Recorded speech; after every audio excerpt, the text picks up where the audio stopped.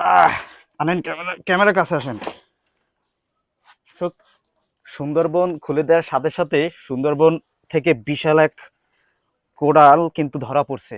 আপনারা দেখতে পাচ্ছেন যে এই বিশাল কোরালটি হচ্ছে রাত 12টার পর সুন্দরবন খুলে দিয়েছে।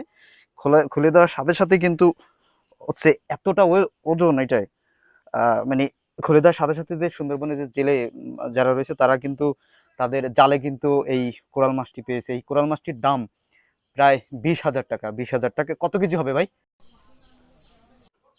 একটু একটু কাছে আনেন, একটু কোরালটার একটু কাছে আনেন, একটু কোরাল একটু কাছে দেখা যায় এত ওয়েট।